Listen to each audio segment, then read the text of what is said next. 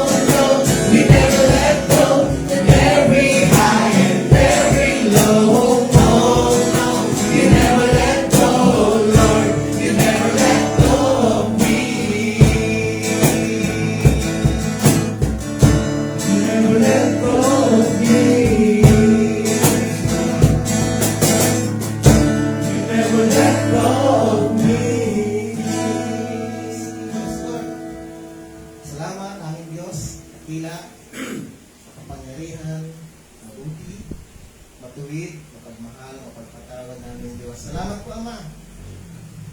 Nawa sa araw na ito, Lord, ay patuloy po kami na ma-bless sa iyong mga salita. Makapaglingkod sa iyo, Lord, for your kingdom, glory. Salamat po ngayon. Tawa, Lord, ay patuloy po kami gabayan at ingatan sa aming mga pag-aaral, study namin sa umaga nito, Panginoon. Year-end service, worship service namin for this year-end of this 2025. Thank you, Father. In Jesus' name pray. Amen. Yun. Good morning. Morning po. Hello. Hi. Good morning, everyone. Good morning. Everyone, good morning. Everyone, good morning. Okay. Thank you, worship team. Hindi ka natin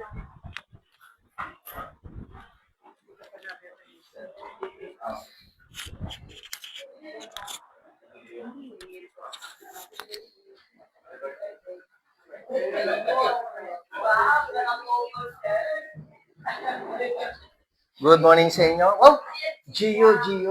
Para ng Gio, ah. O nga, oh. Magandang umaga sa inyo, mga kapatid sa ating Panginoon. Napakabuti ng Lord.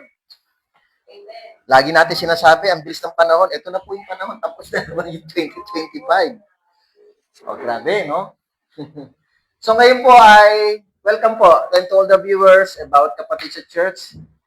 At i-check ulit ni Brother Don. Salamat, Brother Don, kung okay ang signal. Welcome sa Jesus Said Ministry Church. So, sabi nga ng Panginoon na magpapanaw daw ang langit at lupa, ngunit ang salita ng Panginoon ay hindi mawawala. Kaya mawala man tayo, nawa, tuloy-tuloy pa rin itong sinasabi ng Panginoon sa Jesus Said. Every Wednesday po, Book of Joshua. Last Wednesday po, nag-aagaw yung wisdom. Lord, ano bang bibigay natin? So, dahil Bispiras ng 24, nag-topical muna tayo tungkol sa kapanganakan ni Jesus. Pero ang hinighlight doon yung Son of David.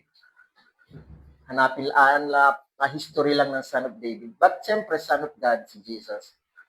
But ngayon, babalik na po tayo sa Joshua chapter 5 na po yun. Preparasyon po yan para sa nalalapit na paglusob nila sa Jericho. Ngayon po naman ay balik po tayo dito, Gospel of Luke. Ito po yung series of study natin.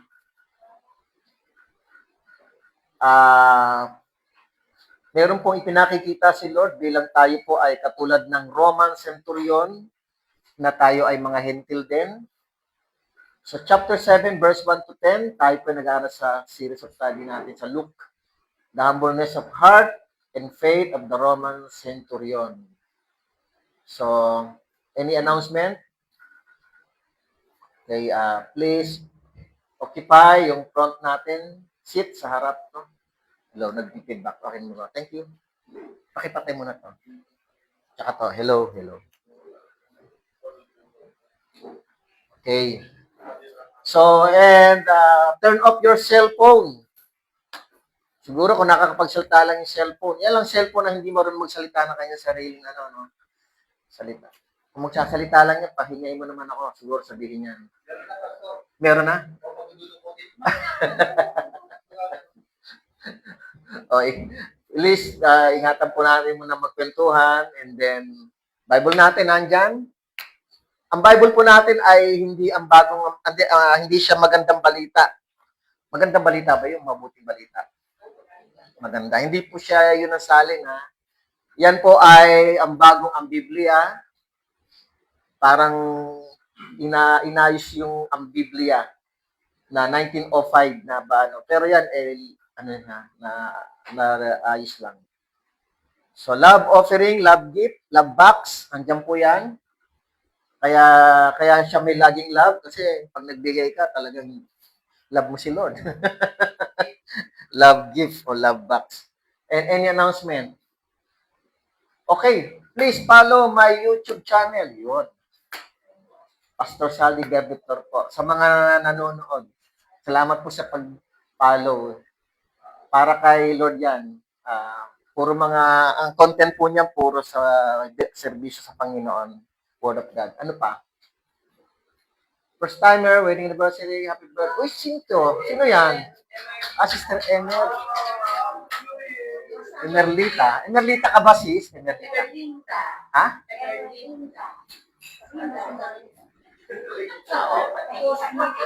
Oo. January 1 si Sister Emer.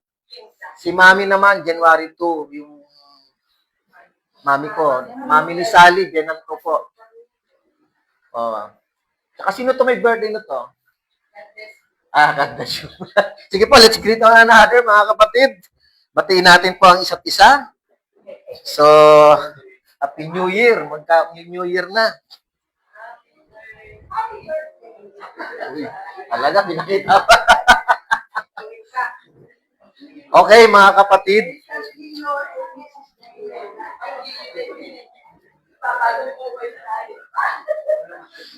May bata ba? Wala, sis? Sister? Sa ngayon, wala pa. Mamaya, minsan dumarating yan. Late na eh. O, para makaupo yung ating Sunday school teacher. Anyway, mga kapatid,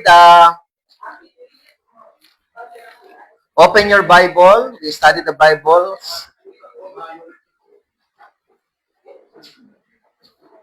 Balik na po tayo sa Gospel ng Lucas. Si Lucas po, ang letter po niya ay special letter intention para kay Theophilus. So, niloob ng Lord na ang personal letter niya, na dapat isang tao lang ang makakabasa, niloob ng Panginoon na ang personal letter niya ay mabasa ng buong daigdig, no? Nasa gospel. So, hindi niya in-expect siguro ito ni Lucas, na ang kwento niya tungkol kay Jesus ay aabot hanggang sa Pilipinas. Kaya kayo, mga kapatid, para kay si Theophilus. Amen? Kayo po ay mga tulad ni Theophilus na sinusulatan din. So, Luke chapter 7 po tayo, beginning verse 1. So, summary lang po tayo, balik na po tayo dito. Last Sunday po, December 21, last Sunday, nagkaroon tayo ng Christmas message tungkol sa birth and infant Jesus. So, andito naman kayo noon. So, ngayon po ay babalik po tayo dito sa series of study natin, Luke chapter 7. We study the Bible, inductive, Bible study, expository preaching, book by book, chapter by chapter, verse by verse. Series po tayo. Ang series po natin, hindi one month, hindi 1 year. Ang series po natin hanggang umabot po tayo ng Revelation. Kung maalala po ninyo, sa mga viewers po siguro, baka ngayon lang, natapos na po namin yung Book of John hanggang Revelation. Every Sunday po yun for 7 years and a half. Pero ngayon, balik tayong Lucas at didiretso pa rin tayo ng Revelation. So this morning, ang study natin, introduction tayo kay Centurion. Tingnan natin yung pananampalataya ng isang Centurion, na isang Roman, Gentile, tulad natin. Hindi naman siya Hudyo. Pero tingnan natin kung paano siya magkaroon ng pananampalataya kay Jesus. Any announcement? Meron pa ba? Wala na. Sige, let's pray. Aming Diyos, salamat po sa iyong kabutihan. Salamat po sa akin, personal kong pasasalamat sa inyo na ako po ay medyo maganda ang tulog. Mga ilang araw na rin naman. Medyo bitin-bitin lang. Pero salamat po. Hindi katulad ng Sunday. Talagang walang tulog. Pero salamat po, Ama. Itinatawid niyo po ako sa mga pwedeng mangyaring hindi maganda. Pero salamat po sa biyaya, Lord, ng blessing na ito. At nawa, Lord, magamit niyo po ako bilang inyong kasangkapan na bilang newspaper boy, tagapagsalita, tagapagpahayag ng good news niyo. Gabayan niyo po ako ng Espiritu Santo at ang salita mo, ang manaig, at magbigay ng kaalaman at magkaroon kami ng ma-reform yung aming kaisipan, ma-restore at hanggang kami magkaroon ng transformation. We ask your mercy and forgiveness, Lord, sa araw-araw na ginagawa namin sa iyo kung na-open namin kayo. Panginoon, maraming salamat. Gabayan niyo rin po ang mga kapatid namin na parating palang Panginoon. At sa mga viewers, bless niyo rin po sila sa kanilang pagkaaral na kasama kami. Thank you. Father, in Jesus' name we pray. Amen. So, salamat po sa last Sunday, mga 400 plus po yung viewers last Sunday. So, thank you, Lord. Thank you, mga viewers. Salamat po. Kasama namin kayong estudyante. Kayo po ay isang grupo rin ng church. Kanya-kanya lang ang lugar. Okay. So, let's start with Luke chapter 7, verse 1. Sabi rito, no, Lucas 6:7, verse 1, nang matapos na ni Jesus ang kanyang mga salita, andyan na po kayo? Nang matapos na ni Jesus ang kanyang mga salita sa pandinig ng mga tao, pumasok siya sa Capernaum. Okay. So ano ba yung salitang natapos ni Jesus? Last 2 weeks, kasi last week po, di ba, Christmas message tayo, nag-topical lang tayo for one Sunday. Pero 2 weeks ago, doon tayo nag-study doon sa chapter 6, verse 37 to 49, di ba? Yung teaching doon, yung 3 parables, naglagay na lang ako ng title ng 3 parables. Ito yung mga sinasabi ni Jesus dito. Sa parables na ito, verse 39 to 42, andun yung mga alagad niya, sabi ni Jesus, ang mga alagad ay hindi nakakahigit sa kanyang guro. So, yun ang una. And second parables, the good tree not bearing bad fruit. So, minamatch ni Jesus na ang mabuting puno ay nagbubunga dapat ng mabuting bunga. Verse 43 to 49. At yung ikatlong parables, yung the 2 foundations, verse 46 to 49. Yung foundation na kinumpare ni Jesus, yung nagtayo ng bahay sa batuhan at nagtayo ng bahay sa, magkaiba sila ng account ni Luke, pero pareho naman ng kahulugan na nagtayo ng bahay sa buhanginan, pero dito kay Lucas binanggit walang pundasyon. So, sabi ni Jesus, yung mga taong nakikinig ng kanyang salita at isinasabuhay, ang kahulugan daw noon ay parang isang taong matalino na nagtayo ng bahay sa batuhan. So, yun ang mga sinabi ni Jesus last 2 weeks. And then, sabi sa verse 1, balik tayo Lucas 7 verse 1, pumasok siya sa Capernaum. So, ang Capernaum po, binasa na natin ito, nag-aralan natin ito. Lucas 4, binaanan po natin ito. Dito po siya madalas nag-stay. And again, ang Capernaum ay located northwest shore of the Sea of Galilee.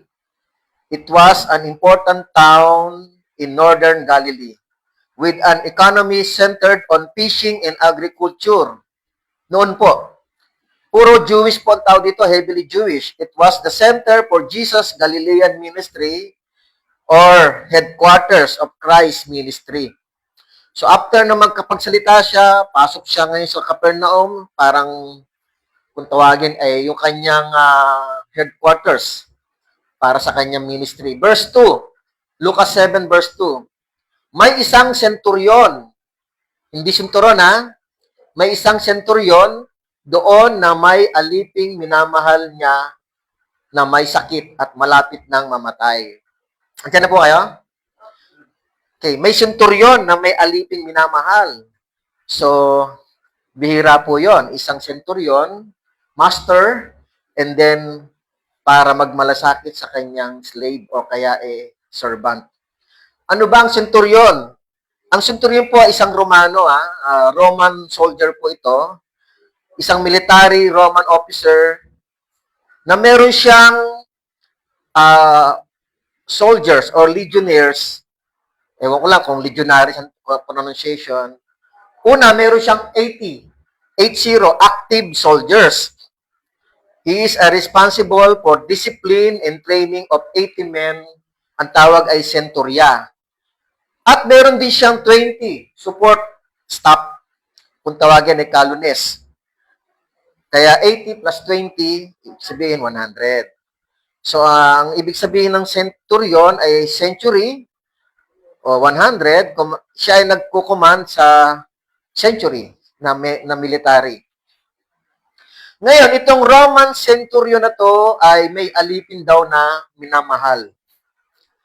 So, dito, malamang hindi ito si Cornelius. Kilala niyo si Cornelius in Acts chapter 10? Si Cornelius kasi ay nakatira sa Caesarea. So, by the way, ang Caesarea po, usually, ang Caesarea at Judea, yun yung lugar kung saan nakalocate yung pinaka-senior centurion. Yung senior. Meron pa kasing ranking yan eh. So, posible po si Cornelius ay senior centurion. At ito ay hindi rin siya si Julio, na centurion na naghatid kay Pablo sa papuntang Roma in Acts chapter 27. So, wala siyang pangalan dito sa study natin. So, dito ay by the way, no, ang centurion po kasi, yun nga, may 100 siyang tauhan. Tapos, ang pinaka-high commander, chief commander ng mga military is yung tinatawag na Legion Commander. Yung Legion Commander, meron siyang 60 centurion. Kaya, yung 60 centurion, bawat centurion, merong 100. Kaya, nasa 6,000 yung kanyang military under him sa Legion Commander na ito. Pero itong lumapit kay Jesus, o kaya actually, iba yung account niya kay Mateo eh. Nagpautos lang ito eh. Pero dito, ang lumapit kay Jesus ay isang centurion na perhaps naka-station sa Galilee. Okay? So, ang centurion po ay madalas nagagamit sa Bible. Nababanggit.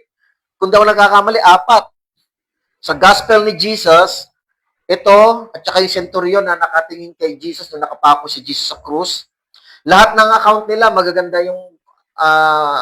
yung tinatawag na review. Kumbaga sa review no? Ano ba tawag doon? Sa mga bumibili ng parcel, no? Mga reviews. Then, so maganda ang mga account ng mga centurion dito sa ating pinag-uusapan na binabanggit sa Gospel. Sa Book of Acts, 2 beses si Cornelius, tsaka yung kay Pablo na nagatid sa papuntang Roma. So maganda yung kanilang mga kwento tungkol doon. Ngayon, itong centurion na to ay may minamahal daw na servant o kaya alipin. Binanggit dito sa Tagalog ay aliping may sakit na malapit nang mamatay.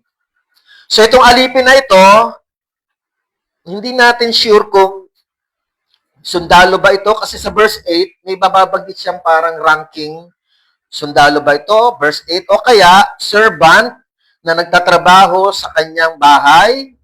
Alipin na nagtatrabaho pwede rin sa kanyang taniman.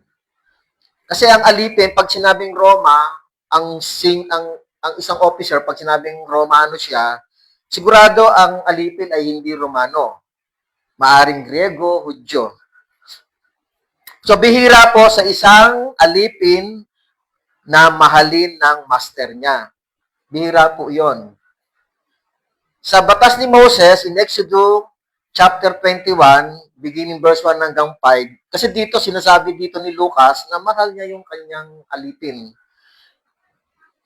In Exodus, mga kapatid, kasi nag-aaral tayo every Wednesday ng Old Testament.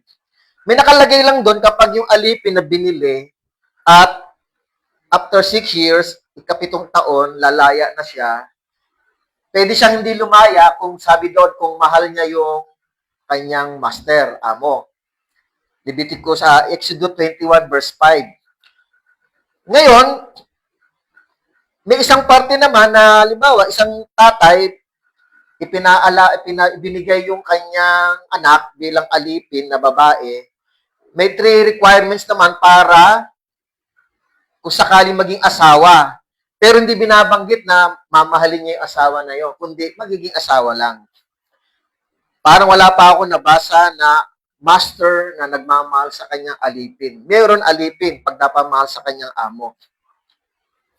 Dahil in Old Testament, ito yung batas, in Leviticus 25 verse 44 to 46. Bigyan ko lang kayo ng konti idea yung pagtrato ng master sa alipin.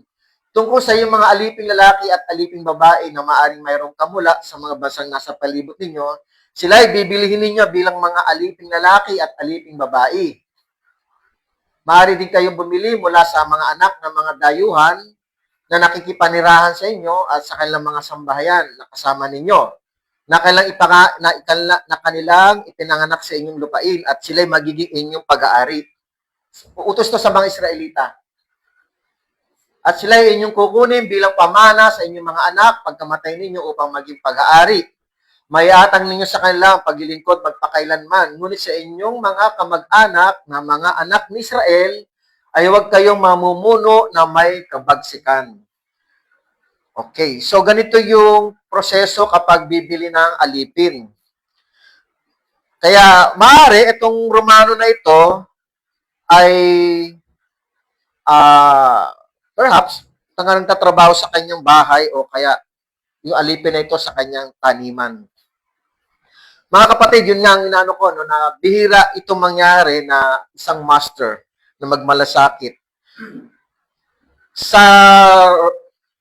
Hebrew law, yan nga po yon sa Hebrew law, dalawa lang po parang malaya at saka alipin. Yun lang ang level of society sa Israel. Pero sa Roman level of society, maraming levels. Una, royal family. Pangalawa, senatorial aristocracy. Ito yung mga politiko. Parang ngayon. Makapangyarihan sila. After emperor, senator na po karamihan ang namumuno. Pangatlong, society, equestrian order, yung mayaman din to, politics, wealthy people to, businessmen, landowners, and military officer, yung mga nakasakay sa kabayo, kaya nga equestrian. So dito, yung itong centurion, nasa level siya ng equestrian, yung mga mga officer na military.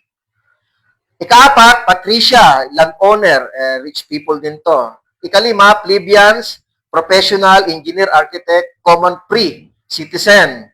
Ika-6, freedmen, may liberty. Pero former slaves po siya na who granted freedom by their master. Ika-7, yung slaves. So, pinakamababang uri sa Roman society ang alipin.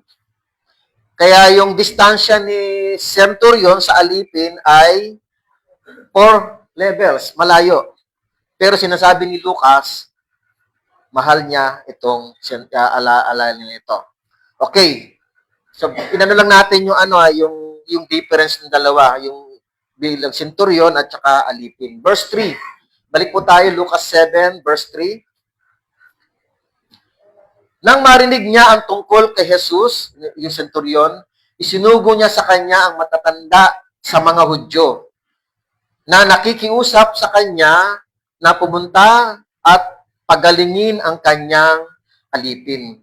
Mga kapatid, magkaiba po sila ng account ni Mateo, no? Pero sabi nga ni Lucas, nag-research siya, posibleng kay Mateo rin po galing ito. Pero may isang nakikita si Lucas na hindi na kwento ni Mateo.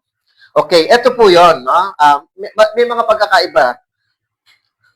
Ngayon, mga kapatid, nabalitaan daw ng centurion na si Jesus, ayun nga, nasa Capernaum. Nagpasugo po yung centurion na matatanda sa mga Hudyo. So sabi dito, nakikiusap sa kanya na pumunta at pagalingin ang kanyang alipin. So mga elders ng mga Hudyo ang pinakiusapan ng centurion. So mga Hudyo po ito, Si Centurion ay isang Romano. So, may konting ano na sila, mga friend-friend na siguro. Verse 4. Nang dumating sila, Lucas 7, verse 4, nang dumating sila kay Jesus, nakiusap silang mabuti sa kanya na sinasabi, siya ay karapat-dapat na gawan mo nito. So, nakikiusap pero parang urgent, no? Parang inuutusan si Jesus din. Pero, siyempre, kung paano ito sinasabi, okay, nakikiusap sila kay Jesus, itong kapwa Hudyo. Siguro naman parang ano no, halimbawa, kung military yung kakausapin ni Centurion, baka hindi pagbigyan ni Jesus kasi Romano kailangan kapwa Hudyo, di ba? Para naalala ko nung nabangga si Kim no, sa Parañaque, si Chief pa si Nelson pa yung major doon sa area na yon. Nagkausap kami ni Major Nelson. Ano, major pa siya, pero retired colonel na siya ngayon. No? Actually, parang one-star general. Pag nag-retired, di ba? Sabi ni, ako sana sinabi niya, para at least pulis sa pulis ang mag-uusap pag may banggaan. Iba kasi yung usapan na pag pulis. Kaya si Kim, ang nangyari, parang nabaliktad. Nabaliktad si Kim nung nabangga siya. Dati pa yon, hindi pa siya wala. May asawa na ba siya nun? May asawa na. Pero wala pa siyang anak. Nabaliktad yung pangyayari. Kaya sabi ni Chip, sana kung pulis sa pulis nag-usap, iba ang usapan. Ito, mga kapatid, pinakiusapan ng Centurion yung kapwa Hudyo ni Jesus na maaaring magkaintindihan po sila. Okay. Ngayon, nakiusap po ang mga Hudyo, sabi dito siya ay karapat-dapat na gawan mo nito. Parang something na may utang na loob ba? Hindi naman, siguro, no? Bakit? Bakit sinasabi ito ng mga matatanda? Verse 5, Lucas 7, verse 5. Sapagkat mahal niya ang ating bansa at nagtayo siya ng sinagoga para sa atin. I think wala ito kay Mateo. No, bro? Yung nagtayo ng sinagoga. Ito yung nakita ni Lucas na account na ikinukwento ng mga tao nakakita rito na ganito yung usapan. Siya ay karapat-dapat na gawan mo nito, sabi ng matatanda kay Jesus na nakikiusap. Anong dahilan? Sapagkat mahal niya ang ating bansa at nagtayo siya ng sinagoga para sa atin. Okay. Sa palagay nyo, bakit sinasabi yun ng mga Hudyo kay Jesus? Si Jesus ba kayang makuha sa ganon? Tingin nyo? So, anong nyo? Observation. Observation. Okay, ito lang naman yung sa akin, nakita ko lang, no? Traditionally kasi ito nangyayari, no? Yung mga Jewish people, utos pa to ni Moses before, na ang mga Hudyo, bago sila makarating sa Promised Land, ang sabi ng Panginoon, huwag kayo makikipagkaibigan sa mga unclean. Pag sinabi unclean, hindi tuli. Huwag kayo makikipagkaibigan sa mga pagano. So, itong utos na ito ay dumating ito hanggang sa New Testament. Kaya, ganito ang pwedeng tignan ng mga Hudyo na tinitignan nila si Jesus, baka i-discriminate yung Romano. Kasi nga, hindi naman Hudyo. Kasi nangyari po yan. For example lang natin, no? Doon sa Centurion na Acts chapter 10. Si Pedro po ay nasa bubong, nagpe-pray. Sa bubong ba siya o hindi ako matanda kung nasa bubong o nasa bahay. By vision, may pinakita sa kanya si Lord, yung mga pagkain, di po ba? Naaalala niyo yun? Lord, di ako kumakain yan. Sabi ng Panginoon, ang nilinis na ay hindi na marumi, parang gano'n, no? So, bigla may tumatawag, Pedro, nasa Joppa yata si Pedro.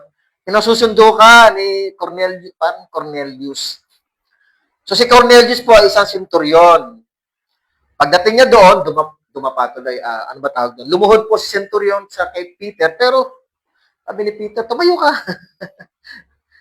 hindi siya Diyos para ano. Anyway, si Peter po nag-alinlangan. Nagtuturo siya, nag-alinlangan. Hindi pa siya tapos magsalita, bumaba yung Holy Spirit. Naalala niyo kwento? Chapter 10 yun. Chapter 11, ito po yung yung argumento ng mga matatandang Kristiyano ng mga iba, Pariseo. Sa chapter 11, pinagalitan si Pedro. 11, verse 1 to 3 nakalagay doon. Bakit pumunta ka sa mga hindi tuli? Bakit pumunta ka sa mga unclean? Bakit pumunta ka sa mga taong ito na hindi So may diskriminasyon. Dala-dala po. Pero nagpaliwanag po si Pedro sa Acts chapter 11 hanggang maliwanagan nila na pati pala sa mga hintil ay ibinibigay ang banal na espiritu. Amen? Meron ba kayong banal na espiritu? Amen. Kaya dito, ako, nakita ko lang na inuunahan nila si Jesus. Uy, pagbigyan mo yan kasi gumawa yan, mahal niya yung bansa natin. Yung sinagoga, imagine nyo mga kapatid, ang example ng mga Hudyo ay sinagoga, which is very religious ang dating, na si Jesus nag-share ng gospel ng mga batas sa sinagoga. Siguro kulang lang sabihin dito, di ba, nagturo ka sa sinagoga, siya yung nagpatayo nun. Ganun, di ba? Para saan? Para hindi tanggihan ni Jesus. Pero ang tanong dito, ganun ba kababaw si Jesus? Anyway, sabi natin hindi. Pero, tingnan natin, sa madaling salita po, inuuna na nilang gawin nyo na mahal niya yung bansa natin. Nagpatayo siya ng church. Nagpatayo siya ng sinagoga para wag i-discriminate ni Jesus.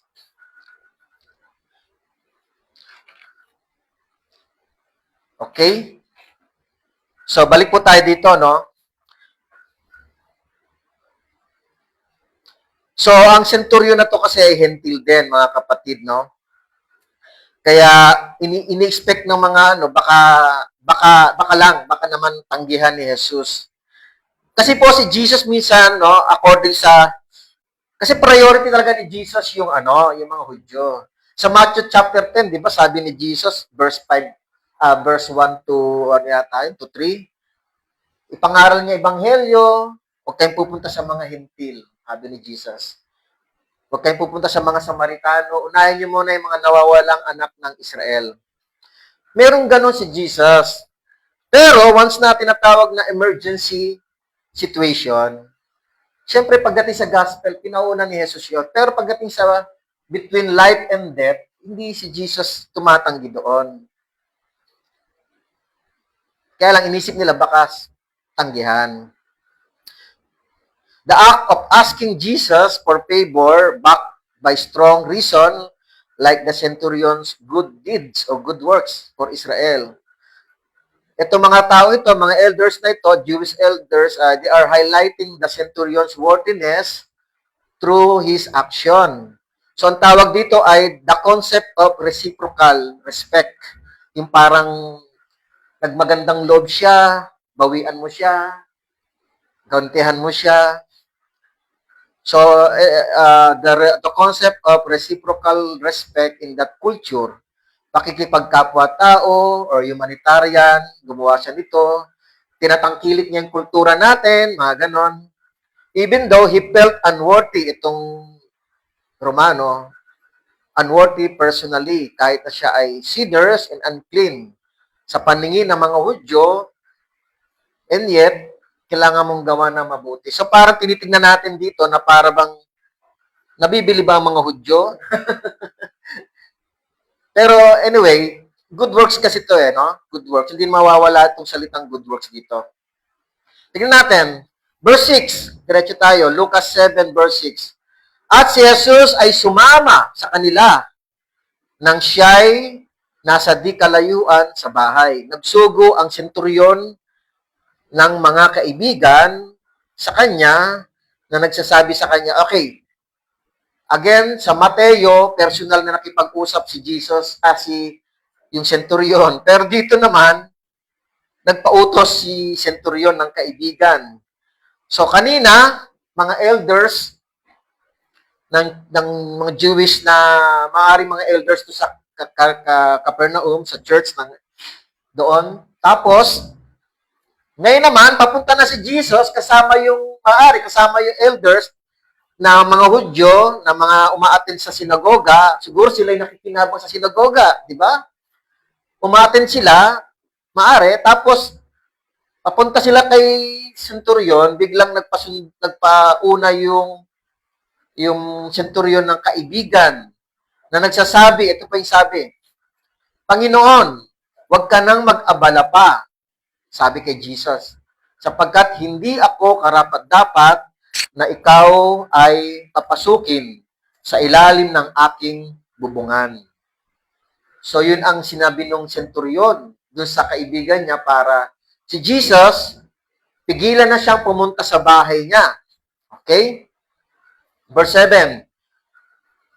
So, yun ang sinasabi niya. Verse 7, bakit kaya? Kaya hindi ko itinuring ang aking sarili na karapat-dapat na lumapit sa iyo. Ngunit sabihin mo ang salita at hayaang gumaling ang aking alipin. So, ito po yung mensahe doon sa kaibigan ng centurion. Sabi, bakit di siya karapat-dapat? Sabi kasi, hindi ko itinuring ang aking sarili na karapat-dapat na lumapit sa iyo. Ngunit sabihin mo ang salita at hayaang gumaling ang aking alipin. Okay. So, mga kapatid, sa Panginoon, dito po ay verse 6 and 7, yung kalahati ng 7, nagpapakita po yung centurion ng yung act of humility and humbleness na inuutos niya doon sa mga kaibigan sa harapan ng Panginoon. So, hindi ako karapat-dapat. Siguro kilala ng centurion kung sino si Jesus. Hindi nabanggit kung umaattend to ng synagogue service. Hindi naman nabanggit doon, pero maaring kilala nila si Jesus sa Galilee. Actually, si Jesus, ito nga itong, mamaya na lang natin Itong Galilee, mga kapatid, ito po yung pinakasabi nga ni Jesus marami siyang ginawang himala dito sa Galilee. Lalo sa Capernaum. Sabi nga ni Jesus, ikaw Capernaum. Naalala niyo yun? Parang mapalad pa yung, hindi ko matandaan ko anong verse, na nag-perform ng miracle pero walang nananampalataya kay Jesus. Sinumbatan ni Jesus itong Capernaum. So itong centurion ay nagpapakababa sa harapan ng Panginoon. Alam niyo mga kapatid, kapag tayo po ay nagpapakababa, kahit hindi sa Panginoon, kahit sa taong kaharap natin, kapag tayo nagpapakababa, tinitingala natin siya mas mataas sa atin. Amen? Kapag tayo po ay nagpapakababa, tinitingnan natin siyang mas higit na mataas kaysa atin. Kaya minsan, ang approach natin, yung paggalang, pagrespeto. So, yun ang tingin niya kay Jesus. So, itong pagpapakababa, mga kapatid, ito yung act of, yung humility na tulad ni John the Baptist. Sabi ni John, chapter 3, verse 30, He must increase, si Jesus, but I must decrease. Ito rin yung reaction ni Peter nung last study natin, Luke chapter 5, verse 8. After the miracle of multitude of fish na nakatch nila, nahuli nila, lumuhod si Pedro kay Jesus. Sabi ni Pedro, lumayo ka sa akin, Panginoon, sapagkat ako'y tao makasalanan. O Panginoon. Ito yung act of humility, mga kapatid. Yung sinabi ng centurion, tulad nung binanggit niya kay Jesus. Ito po ay ang response niya, yung behavior niya, na maaring hindi inaasahan ni Jesus. Pero nakita ni Jesus yung kanyang pagpakababa na bihira niya makita sa Jerusalem o Israelita o Israel. Pero meron itong hentil na ito. Okay? So verse 7, continuous lang natin. Yung kalahati ng verse 7, sabi rito, ano sabi? Ngunit sabihin mo ang salita at hayaang gumaling ang aking alipin. Okay? So dito mga kapatid, meron pong katangian na masasabi natin na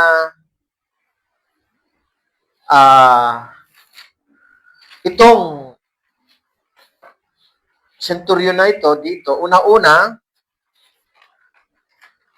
yung love, binanggit kanina, sa verse 2. And then meron siyang humility, verse 6 and 7. And then verse 8 naman, ang tawag ito. Okay, a loving master, yung kanyang servant, and to do good works, nagpatayo ng sinagoga, and may humility. Ika-apat, meron siyang faith. So sabi niya rito, ngunit sabihin mo ang salita at hayaang gumaling ang aking alipin. Okay. So ngayon mga kapatid, nung sinasabi niya ito, sa puntong ito ay mataas yung level ng pananampalataya ng centurion na may chance na siya makita si Jesus eh. May chance na siya ma-meet si Jesus. May chance na po siyang mahawakan si Jesus. Pero nakita niya yung sarili niya na hindi siya karapat-dapat. Kaya sabi niya, anong karapat-dapat? Sabi nung centurion, salita mo lang, okay na. Karapat-dapat na para gumaling yung aking alipin. Alam mga kapatid, ang salita ng Panginoon ay makapangyarihan. Bihira po yung mga salita ni Jesus. Marami pong mga salita, yung mga writer, yung mga kausap ni Jesus. Computin niyo po yung mga salita ni Jesus sa Ebanghelyo. Mas maraming mga salita ng ibang tao kaysa kanya. Bihira yung salita niya, pero bawat salita ng Panginoon ay mabuhay, may nangyayari, may nagaganap. Ito ang pananampalataya niya. Hindi kaya itong centurion ay nagbabasa rin ng Old Testament? Malay natin. Sabi sa Awit chapter 107 verse 20, sinugo niya ang kanyang salita at pinagaling sila. Hindi kaya nabasa ito ng centurion? Iniligtas niya sila sa kapahamakan. Ang salita ng Panginoon ay, sinabi ko nga, ay may kapangyarihan. Hindi ito lumalabas sa kanya na walang nangyayari. Sabi sa Isaiah 55 verse 11, hindi kaya ito nabasa rin ng centurion? Magiging gayon ang aking salita na lumalabas sa bibig ko. Hindi ito babalik sa akin na walang bunga, kundi gaganapin ang ayon sa layunin ko at magtatagumpay sa bagay na kung saan ay sinugo ko ito. Ganito yung gusto nung centurion eh. Panginoon, hindi ako karapat-dapat na pumunta ka sa bahay ko kasi hindi na binanggit ko ano itsura ng bahay niya. Siguro maganda naman. Kaya lang yung sarili niya nakita niya na hindi siya karapat-dapat. Ano ba ang ibig sabihin nun? Inaamin mo na ikaw ay makasalanan. Inaamin mo na banal si Jesus, ikaw ay hindi banal. Ano pa? Yun ay pag-amin. So meron po siyang apat na yung gentle Roman centurion, meron siyang apat na different, yung kindness and goodness from verse 2 to 7. Bilang loving master sa kanyang servant, to do good works, again, humility, humbleness, o humble heart, sa harap ni Jesus, at yung pananampalataya. Salita mo lang, Panginoon. Kayo po ba nasa-satisfied sa salita ni Lord? Amen? O gusto niyo siya makita ngayon na?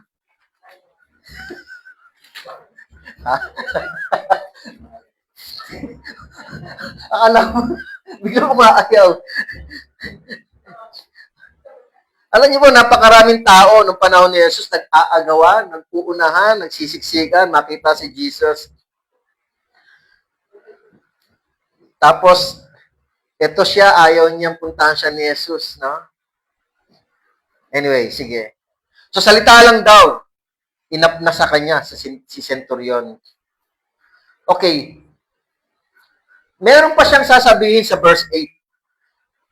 Susuportahan ito ng Centurion sa verse 8 kung ano po ang ibig sabihin ng salita, in the word.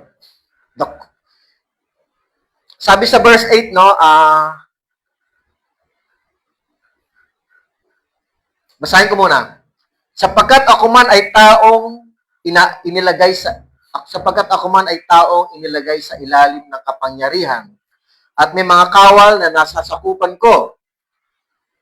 At sinasabi ko sa isa, humayo ka at siya'y humahayo.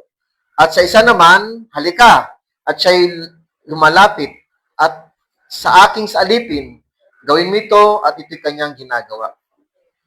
So dito, si Jesus, yung centurion na nagpadala ng kaibigan sa harap ni Jesus, gusto niyang i-emphasize yung meaning of word.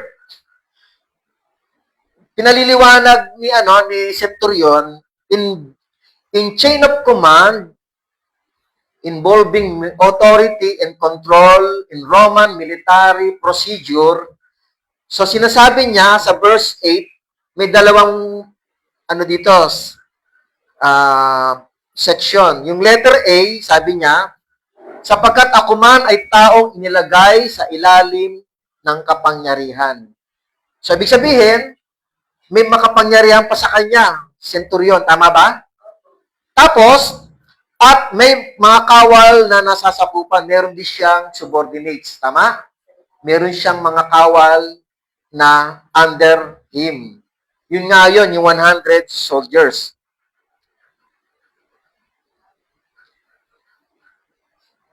So, sinasabi ni centurion kung gaano ka-importante yung salita sa mga military chain of command. So, may mataas po sa kanya. May mababa rin sa kanya. Ang centurion po is either major o captain sa military. Sa police, wala na po yung captain-captain. Merong SPO 1, 2, 3, 4, ganon. Tapos, hindi, meron pa yata. Sorry, meron pala.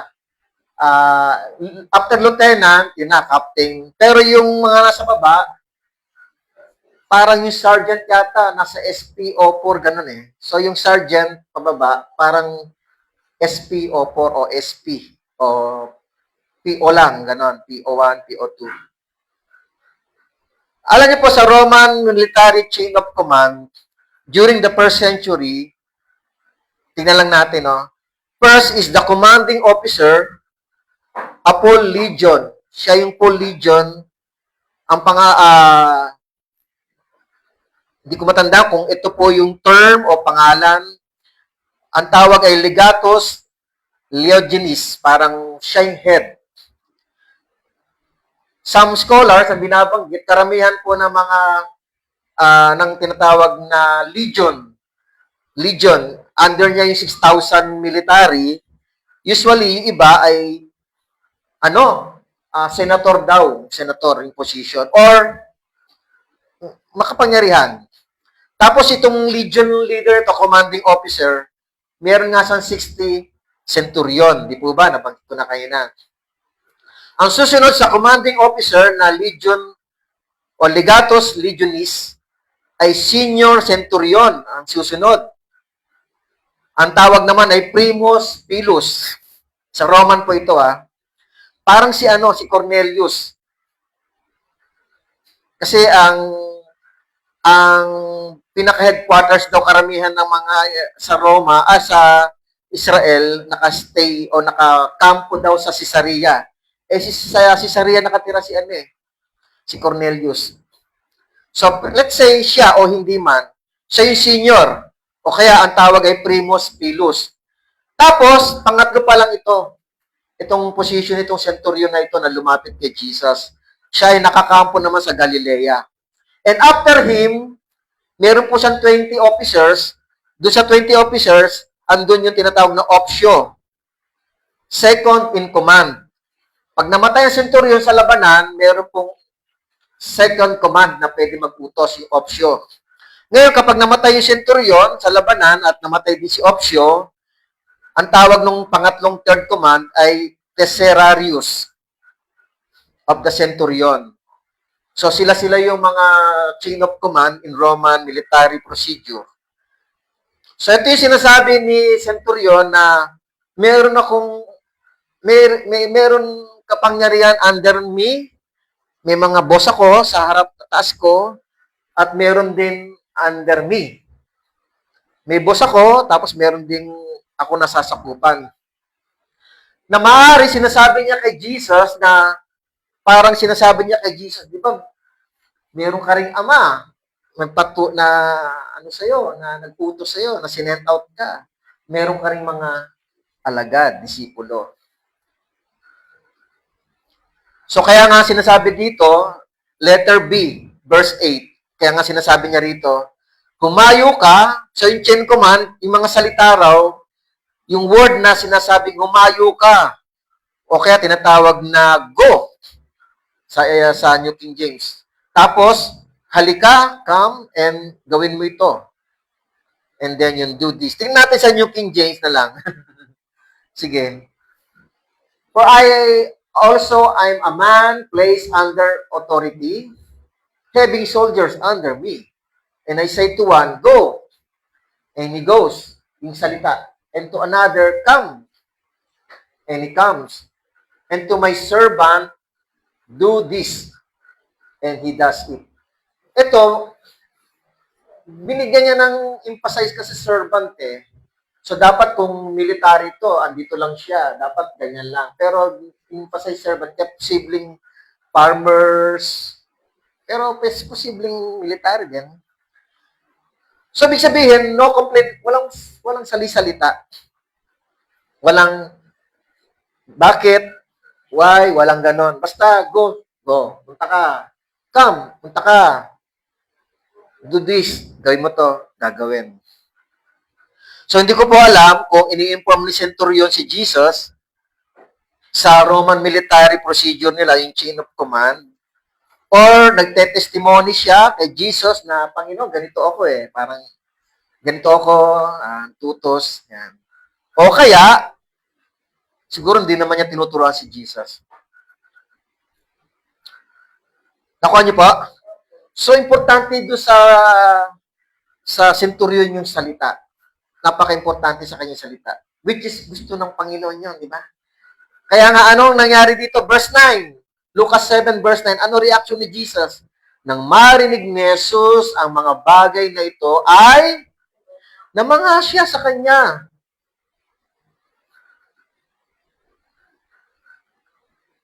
Yung pagkamangha niya para bang sabi dito, lumingon siya eh. Sabi dito, no? Lumingon siya at sinabi sa maraming tao na sumusunod sa kanya, sinasabi ko sa inyo, maging sa Israel, ay hindi pa ako nakakita ng ganito kalaking pananampalataya.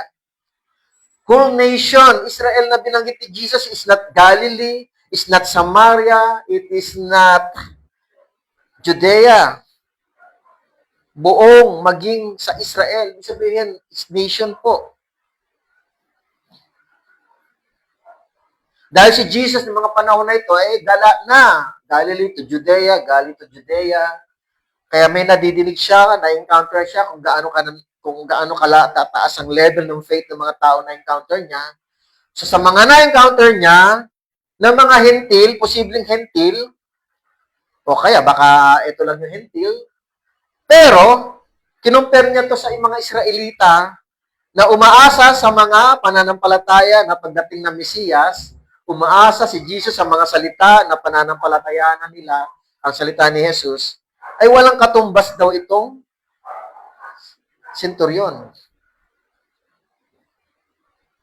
I have not found such great faith. Sabi dito, great faith, not even in Israel. Nung narinig niya ito, parang nag-react si Jesus, parang napaligon, no? Grabe to. Siguro ganun. Grabe faith nito. Wala kayo. Hindi naman siguro ganon. Wala. Wala pa ako natagpuan sa Israel.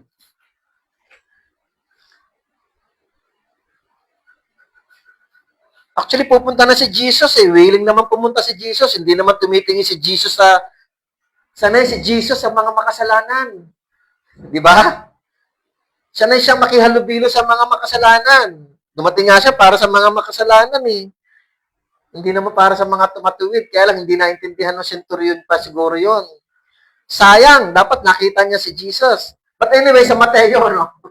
Personal eh, yung usapan eh. But anyway, dito kasi pautos eh. Pero kung ito nga po yon, ibig sabihin, kung hindi sila nagkita, pagkakataon na makita si Jesus, pagkakataon na makamaya si Jesus, pagkakataon na makarating si Jesus sa bahay niya. Pero, nasatisfied na siya sa salita lang ng Panginoon. So, naiiba po ito. Maraming tao nagsisiksikan patungo kay Jesus. Minsan yung bahay ni Pedro, ginawang hospital, naalala niyo yon? Ang dami nagpunta sa bahay ni Pedro, tapos nagpapakain siya ng 5,000 men, kahit madaling araw na, pinupuntahan pa siya in John chapter 6. Kaya nga sabi ni Jesus, kaya niyo ako hinahanap, nabusog kayo eh.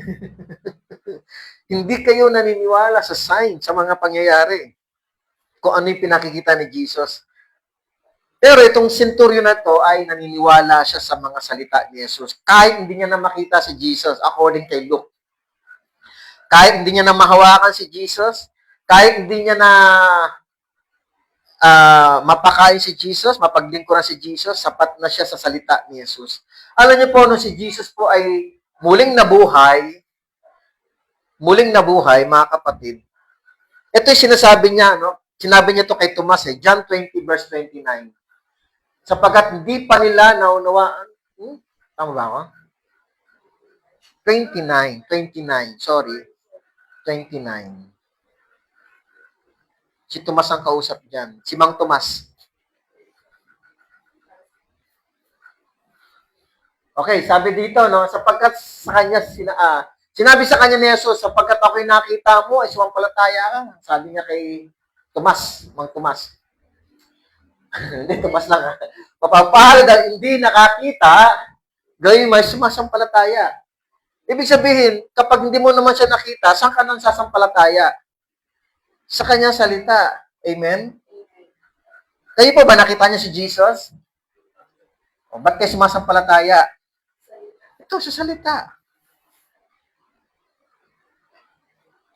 So, Jesus was astonished or namamanga siya in two different people.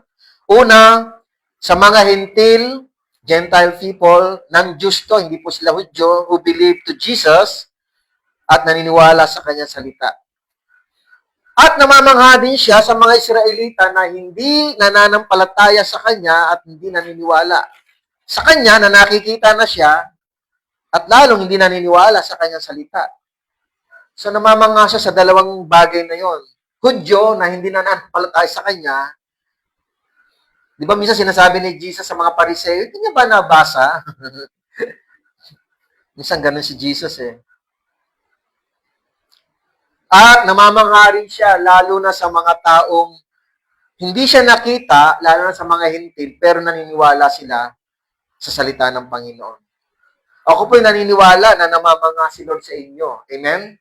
Sa mga totoong naniniwala kay Kristo at tinutukoy ko true believers, true Christian na naninimpalataya kay Jesus sa mga salita niya, namamangha sa inyo ang Panginoon. Amen? Nabibless sa inyo. Para kayong si centurion. Verse 10, last verse.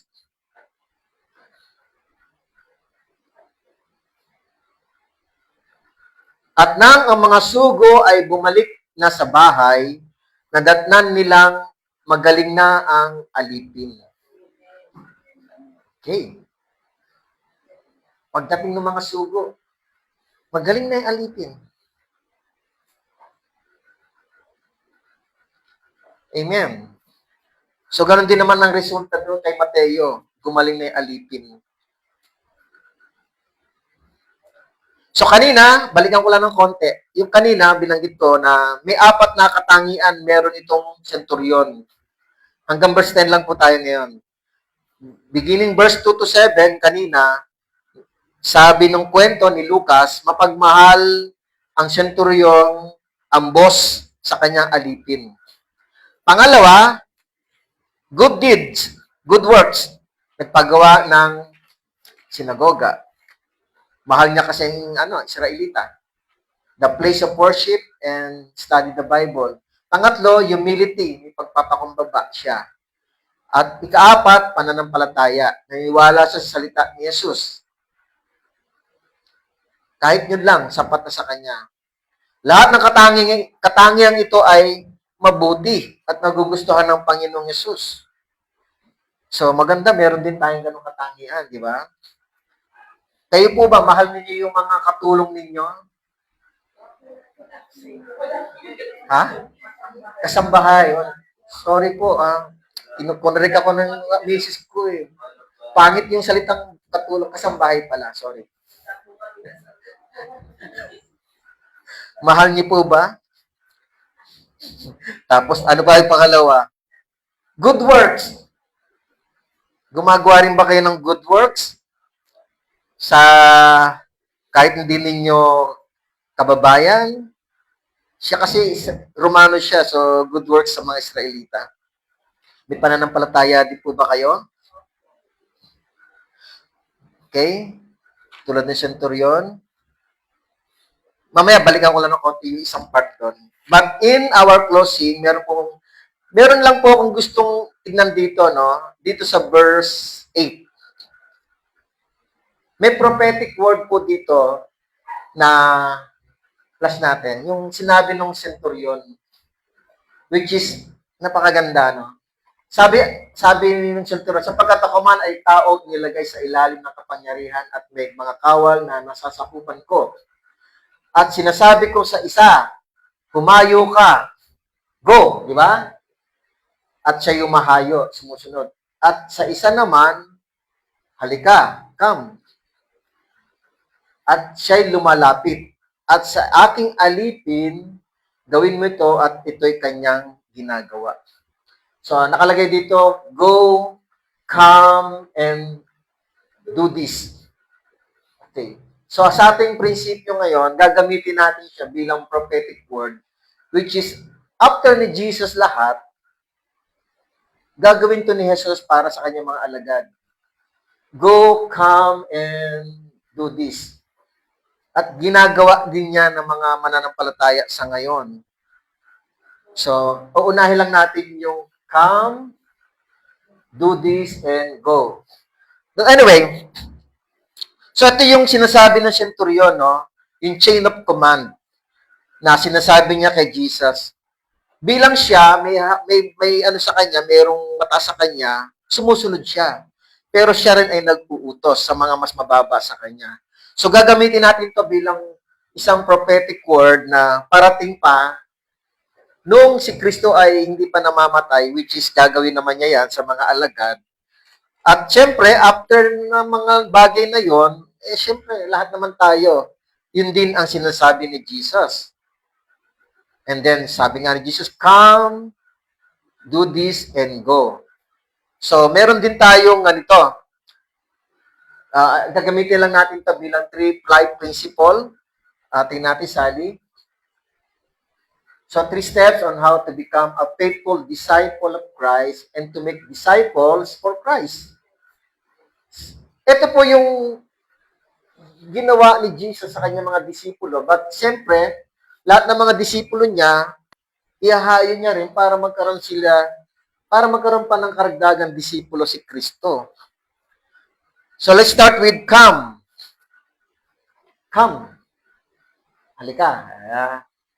Sa mga kapatid, sa mga new believers, o kaya bago pa lang, o kaya hindi pa nakakakilala, ito yung invitation ni Jesus. Lumapit tayo sa Kanya. Sabi sa Mateo 11:28-30, lumapit kayo sa akin, kayong lahat na nanlulupay-pay at lubhang nabibigatan, at kayo bibigyan ko ng kapahingahan. Pasanan ninyo ang aking pamatok, at matuto kayo sa akin. So, ibig sabihin, matuto, pumunta tayo kay Jesus para mag-aral, matuto. Sapagkat ako'y maamo at may mapagpakumbabang puso at makakatagpo kayo ng kapahingahan para sa inyong mga kaluluwa. Sapagkat madaling dalhin ang aking pamatok o yung tinatawag na, let's say, authority, yung pagpapasakot niya sa atin. At magaan ang aking pasan. Madali lang naman matutunan ng mga aral ni Jesus. Ngayon, siyempre mga kapatid, hindi na natin nakikita si Jesus, pero sabi ni Jesus, importante ito sa atin. John 15 verse 7, sabi ni Jesus, kung kayo'y mananatili sa akin, itong mahalaga, at ang mga salita ko'y mananatili sa inyo, hingin ninyo ang anumang inyong nais, at ito'y gagawin para sa inyo. So, yung centurion, mataas ang level ng faith niya, just only the word of God. Kaya nga, pinagkalab sa kanya na gumaling po yung alipin niya. No? So, yan ang request niya eh. Siguro, andun yung word of God sa kanyang puso. So nag-i-invite si Jesus. I told the viewers, kung kayo po'y malapit dito, please come and join with us. Aral tayo, study tayo sa Lord, salita ng Panginoon. So, ikalawa, na binanggit ng centurion dito, do this. Ikatlo niya yon, pero second part natin gagamitin. Gawin mo ito. Mga kapatid, kapag tayo in-invite ni Jesus, siyempre, ang Bible po ay hindi lamang niya binabasa para tapos na lahat pag nabasa mo. Ito ay nag-uutos. Hindi ito parang comics lang na wakasan, tapos na lahat. Okay, tutuloy. Sino mahilig? Napapagkamalan tayo, bro. Bro, mahilig ka ba sa comics? Na parang, baliwalay mo na. Tapos, sinugin mo na, igatong mo na. Ang Bible mo ay nag-uutos. Sabi nga ng iba, the most dangerous book na kapag nabasa mo, dapat gawin mo. Kasi nga, ito yung nag-uutos. Ito ang salita ng Panginoon. So, we must apply and practice the Word of God in real life. No? Sabi dito, no, kung gusto mong pagpalain, ito, magtatapos na naman ang taon. Marami na po tayong madidinig na prosperous. Puro pagpapala. Gusto mong pagpalain. Ito po, sabi ni Santiago, chapter 1, verse 22 to 25. Ngunit maging tagatupad kayo, tayo po yan, ng salita ng Panginoon. At hindi tagapakinig lamang na dinadaya ninyo ang inyong mga sarili. Sapagkat kung sino man ay tagapakinig ng salita at hindi na tagatupad, siya ay katulad ng isang tao na tinitingnan ng kanyang likas na mukha sa salamin. Yung nature niya, mukha niya sa salamin. Sapagkat minamasdan niya ang kanyang sarili at umaalis. At agad niya nalilimutan kung ano ang kanyang katulad. Mga kapatid, nakakalimutan niyo ba itsura niyo? Ha? Kahit walang salamin, sangguan? Di ba? Di ba kalimutan yun? Ganda na example ni Santiago. Anyway, verse 25. Ngunit ang tumitingin sa sakdal, yung matuwid o banal na kautusan, ang kautusan ng kalayaan at nanatili na hindi tagapakinig na malilimutin. Dapat talaga inaalala, ginagawa. Kundi tagatupad na gumagawa, siya ay pagpapalain sa kanyang gawain. Ayan na po. Pagpapalain. Binibless. Ngayon New Year, mga kapatid, marami po mga nangangarap pagpalain. Nagpe-pray. Pero mga kapatid, ito pa rin lang natin salita ng Panginoon. Pangako niya yan. Number 3. Ano yung una? Come. Second, do this. Go. Number 3, go. Mga kapatid, marami po tayong gagawin next year. Itong Jesus Said Ministry Church. Amen? Pag-uusapan natin yan, ha? Go. Pinahayo kayo ng Panginoon. To preach the gospel and let the Lord, no? Sabi dito. Tingnan natin, Matthew 28:19 to 20. New King James. Go! Therefore, and make disciples of all the nations, baptizing them in the name of the Father, of the Son, and the Holy Spirit, teaching them to observe all things that I have commanded you. And lo, I am with you always, even to the end of age. Amen. And sabi dito, so sabi nung, di ba, sabi nung centurion, may mataas sa akin, may mababa sa akin. So, if the Lord sent Jesus, sinesend ka rin ng Panginoon. Pero syempre, alam natin yon, tapos na pong na-send out na po yung mga alagad. But in our present time, ikaw na po ang hinahayop ni Jesus. John 20, 21 to 23. So, Jesus said to them again, peace to you, as the Father has sent me, I also sent you. Mga military ang dating, no? And when he had said this, he breathed on them and said to them, kailangan may Holy Spirit. Hindi ka pwedeng lulusob ng walang banal na Espiritu. Receive the Holy Spirit. And then, and when he had said this, he had received the Holy Spirit, verse 23. If you forgive the sins of any, they are forgiven them. If you retain the sins of any, they are retained. They are retained. Okay? So dahil nga si Jesus, dumating siya para sa mga makasalanan, sabi niya sa Luke 5:32, dumating ako para sa mga makasalanan tungo sa pagsisisi. So igagawin din po ni Jesus yan para sa kanyang mga alagad. I-share din yung forgiveness. Kung ayaw humingi ng tawad, hayaan niyo, mananatili sa kanilang. Alam niyo po, minsan may nag-share po ako sa isang, gusto ko mag-share, nagpe-pray ako, and then parang, ay okay lang po, wag na. So tinanggihan yung prayer. Minsan yung prayer may tinatawag na repentance and then yung forgiveness of sins. Minsan may ganun kami na para mag-offer sa mga tao. Tinanggihan niya. Okay lang. So sabi sa isip-isip ko, mananatili sa kanyang kasalanan. Amen? Once na nag-asking na ibig sabihin, iba relihiyon nun. Tinanggihan niya yon, ibig sabihin, prideful yung tao, ayaw tanggapin si Jesus. Nag-aalok si Jesus sa mga alagad, pangaral ng ebanghelyo, at kung humingi ng tawad, patawarin niyo, no? Patawarin niyo sila. Kung ayaw, di mananatili sa kanya. Na mga kapatid, balikan natin 22, Sally. Mga kapatid, no, bilang kayo po ay lingkod ng Panginoon, pinahahayo kayo. Importante ito. Hiningahan sila. Saan nyo nabasa yung hiningahan ang isang tao sa ilong? Genesis 2:7. Si Adan, di ba? Dahil si Jesus po ay buhay na muli, bumalik na sa kanyang pagiging Diyos. Only God can do this. Amen? Amen? Amen. Ang Diyos Ama lang at si Jesus ang gumagawa nito. Pero ginawa ni Jesus to nung siya ay muling nabuhay.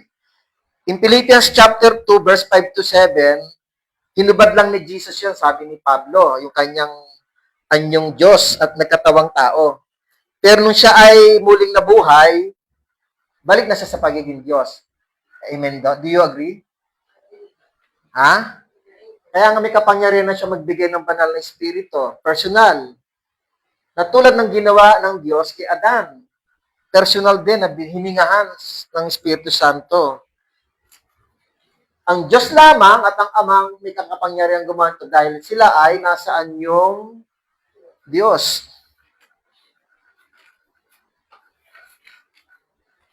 Kaya kailangan natin ng banal na espiritu para magawa ito. Come, do this, go.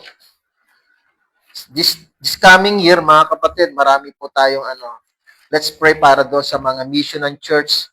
May vision ng church para gawin ang vision ng church. Nakuha niyo po?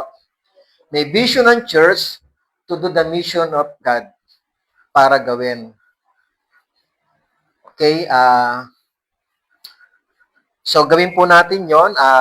Let's pray for that sa mga susunod. Ngayon, balikan ko lang yung isang punto na bago tayo mag-closing, yung isang katangian ng centurion, the master loved his slave or servant. Sabi ko nga kanina na meron sa Bible, in Exodus chapter 21, verse 1 to 11, yung alipin ang nagmahal sa master. Pero tanda po natin, ipinakita yan ng Diyos na pinadala si Jesus na hindi siya naging batas, hindi siya naisulat, pero ginawa ng Diyos by action. Sabi nga ng John 3:16, gaya na lang pag-ibig ng Diyos, no? Binigay niya kanyang bugtungan, sino man ng palataya, hindi mapahamak, kundi magkaroon ng buhay na walang hanggan. Dahil espiritu pa rin ng Christmas, binigay si Jesus, tandaan po natin, katulad ng senturyon na nagmahal sa kanyang alipin na malapit ng mamatay. Tandaan po natin na tayo rin po, mga kapatid, dumating si Jesus sa panahong eksakto na malapit na rin tayong mamatay. Na ang master natin ang nagmahal sa kanyang alipin na tulad natin. Malayong agwat, tulad ng senturyon sa kanyang alipin. Malayong agwat ng Diyos sa atin. Pero ni-revive tayo ni Jesus. Binuhay tayo ni Jesus. Amen? At ayaw niya na ang ating kaluluwa ay papahamak sa apoy na impyerno. Kaya eksakto yung kanyang pagdating sa panahon na iyon. Kaya may Christmas, ni-celebrate natin na pinanganak si Jesus. Dahil mahal ng Master ang kanyang alipin. Mahal din tayo ng ating Panginoon upang i-revive tayo at hindi tayo mamatay sa mapunta sa kapahamakan. Sinasang-ayunan yan. Amen? So, praise the Lord, no? At napakabuti ng Panginoon sa atin. So, pinakita ng senturyon, nakikita pa yung tulad natin na bilang hentil. So, dapat ganon, para mamangha ang Panginoon sa atin. Amen? Hindi yung, ordinary lang yan, yung faith mo. Kailangan medyo namamangha, nag-bless si Lord din sa ating faith. Hindi yung ordinary faith. Di po ba? May mga ganun parang baba naman ang faith mo. Kailangan nabibless din siya, na-amaze din sa atin. So, let's pray for that. Amen? So, magandang umaga po. Tawagin ko yung worship team.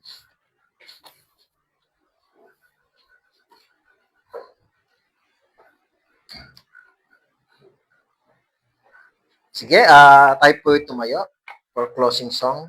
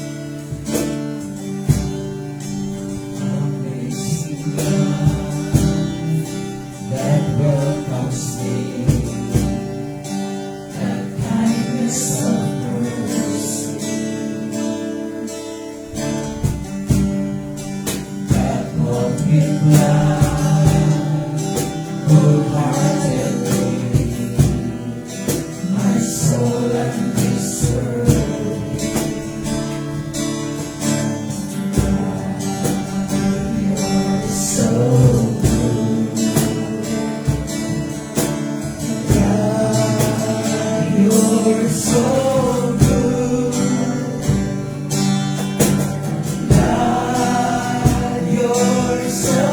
good.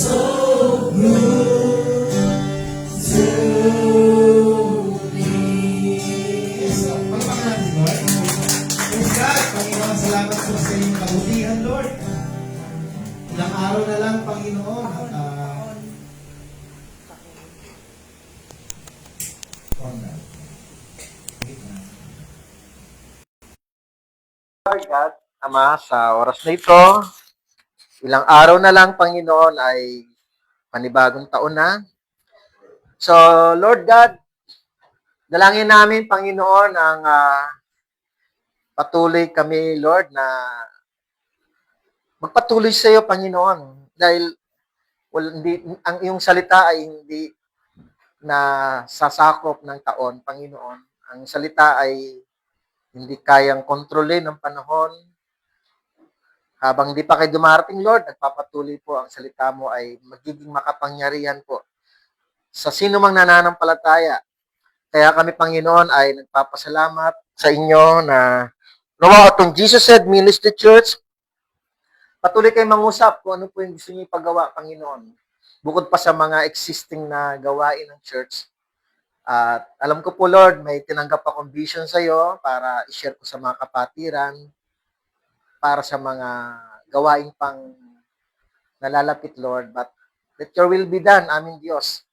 Para sa iyong kalwalatian, tulungan mo kami matupad yung gusto mo sa aming magagawa upang ang glory ninyo ay lalong mahayag, Panginoon. At makarating pa sa mga taong hindi pa nakakakilala sa iyo. Dalangin din namin sa oras nito ang patuloy mong pagpapagaling at complete healing po kay Sister Archie, aming Diyos. At dalangin ko rin po, Panginoon, si Joji, kaibigan ni Sister Tess, na talagang pinakita mo ang himala at kababalaghan sa kanya. True words lang din, Panginoon. Sa iyong salita rin, Lord, yung salita mo ang nagbigay ng daan para gumaling siya. Ganon din, Lord, si Jomar, nalangin na stroke, pero salamat po sa recovery. Pero nawa, Lord, patuloy siyang lumakas. At sa bawat kapatid dito, Panginoon, na hindi ko man alam kung anong nararamdaman, sakit man o anuman, o anxiety man, nawa, Ama, kayo po ang mag-comfort at magbigay ng patuloy ng kapayapaan ng aming kaisipan. Even sa akin, ako'y nagpapasalamat ng mga araw na-experience ko po ito. Pero salamat po na ang salita mo pa rin ang nagko-cover up nito, nagko-comfort sa akin. Salamat po sa bawat kapatid. Dalangin ko po, Ama, na matuto kaming magkaroon ng kapayapaan sa iyong salita. Matuto kaming magkaroon ng komportabling pakiramdam na parang very confident kami na well-protected kami sa pamamagitan ng iyong salita. At nawa lagi namin itong mabasa, maunawaan, at maisabuhay. Dalangin ko rin po, Panginoon, ang mga viewers, si Mami at ang mga may kaarawan sa darating na January 1 and January 2, Sister Emer. Dalangin ko po kay Sister Emer, Lord, na patuloy mo siyang i-bless po sa lahat ng mga bagay na gustong pang ipagawa sa kanya, na siya po ngayon ay lola na rin, Panginoon. I-bless niyo po siya para gabayan ng kanyang mga, hindi lang anak, kundi pati apo sa kanilang buong pamilya. Patuloy mong i-bless Sister Emer sa karagdagang physical na kalakasan, aming Diyos. Dalangin ko rin po si Mami na at the age of 88 na siya sa January 2. Praying kami lagi na lagi siyang ligtas at payapa at malakas. Ganun din po si Nanay. Salamat, Panginoon, na simula nung naandito siya sa San Mateo, ay nakakasama na natin siya dito sa church. Salamat po, Panginoon, at in-extend niyo po ang buhay niya, pinalalakas niyo po siya. Salamat, Panginoon. At all the viewers, patuloy po kayong blessed ng Panginoon sa pagkatapos ng taong ito at sa pagpasok ng bagong taon. Patuloy kayong ingatan at lagi namin makasama kayo sa aming pag-aaral every Wednesday, every Sunday, or kaya mag-follow sa YouTube channel po ng my name. Patuloy tayo mag-aral sa Panginoon. Walang makakapagsabi kung kailan darating ang Panginoon at walang makakapagsabi kung hanggang kailan ang buhay natin. At anytime, baka kunin tayo ng Panginoon, maging ready tayo na makapiling si Jesus, na makita si Jesus sa takdang panahon ay tinakda niya sa atin. Thank you, Lord. Maraming salamat. Tinataas po namin ang lahat. In the name of Jesus, we pray. God bless you all po. Happy birthday.